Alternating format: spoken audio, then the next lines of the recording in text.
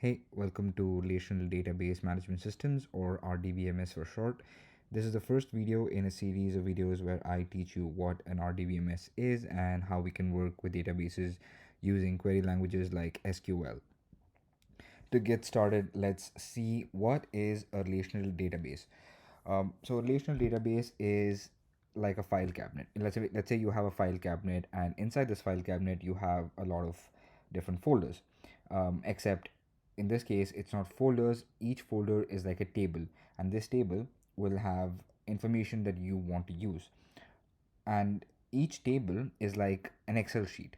It's filled with rows and columns, and each row in this Excel sheet is like an entry, is a particular data or one particular record. Now, to make it make more sense, and to give it to you visually, let me just open up an Excel sheet and show you what that looks like. So if you look at this Excel sheet, we can see it's filled with rows and columns. And this one big file that we have here, that would be our database. And now within this database, we can have multiple different sheets or multiple different tables. For example, this sheet one, that would be table number one, and we can have another table that will be table number two. And in each table, as you can see, is its own entity. It's its own object, and each table would have a bunch of rows and columns, and we can define each row and each column to hold the information that we want it to hold. Now, relational databases are so widely used in so many different fields, and they're great for storing data. But what makes them so special? Among a lot of reasons, there are three main ones that we would focus on. One is a relationship, right? It's right there in the name. Each table within your database is not a standalone island. They can be related to each other using some shared information, and that's great, especially when you're storing data and you want it to be in different organized tables. The second reason is the structure. The tables are so well structured, and they have certain rules that only allow certain data to be entered into the particular columns, and this keeps the information that you store in your tables consistent and clean. Each entry that you enter into the table is also uniquely numbered, so that adds another level of organization to your data. And the third reason is queries.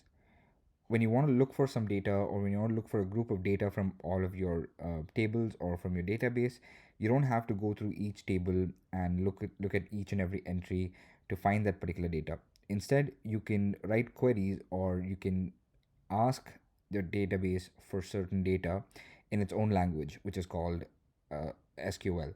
And we will take a look into SQL in the next video.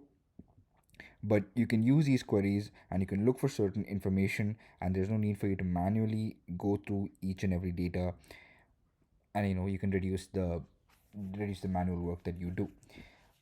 Let's go back into our Excel sheet example, and we can take a look at all of these principles in detail.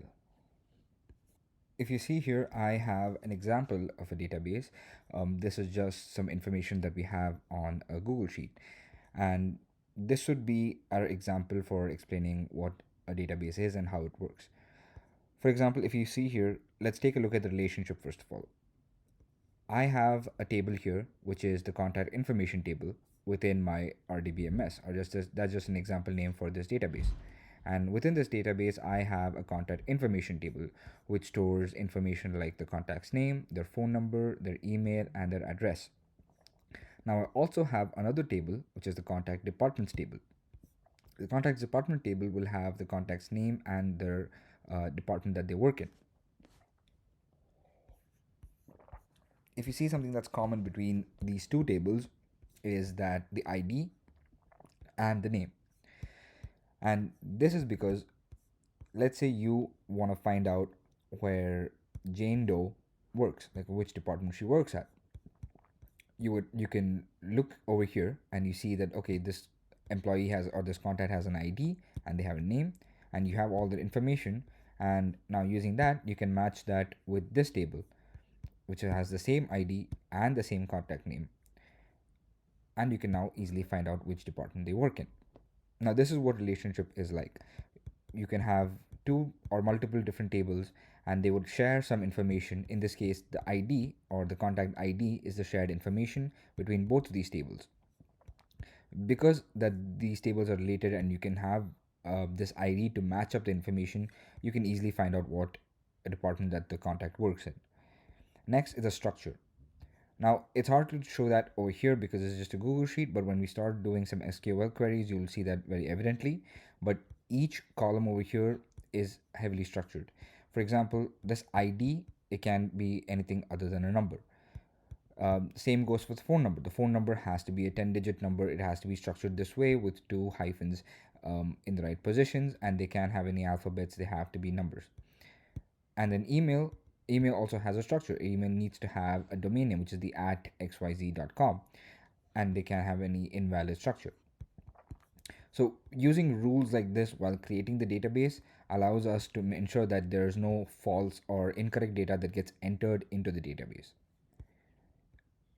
And the ID number is what is a unique entry number, like we mentioned before.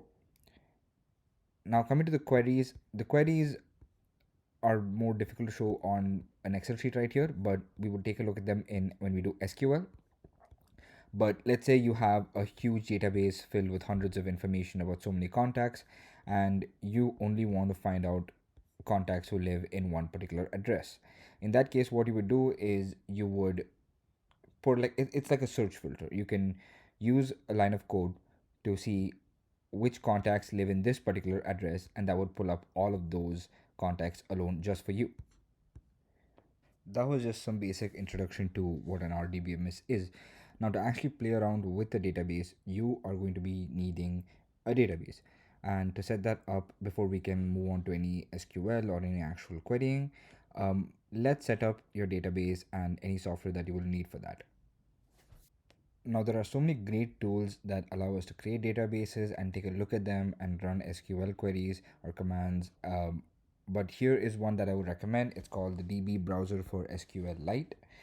Um, I'll mention the link for this in the description. You can just go over here, click on downloads, and you can get the version for your computer, either for Windows or for Mac OS. You can just simply click on the standard installer for 32-bit or 64-bit, and that should get you started. Since I already have my SQLite on a Mac, I would not be installing this, but the standard process is the same for everyone. Once you have installed that, this is what your DB browser should look like. And this is a great tool. You can take a look at your database and all the tables that you have here, and we can it will walk through an easy process of how to actually create the database. And once you have all of that done, we can actually go through all of the data or even execute SQL commands over here in the software, and we can see the output live. So once you have this installed, we can start working on SQL commands.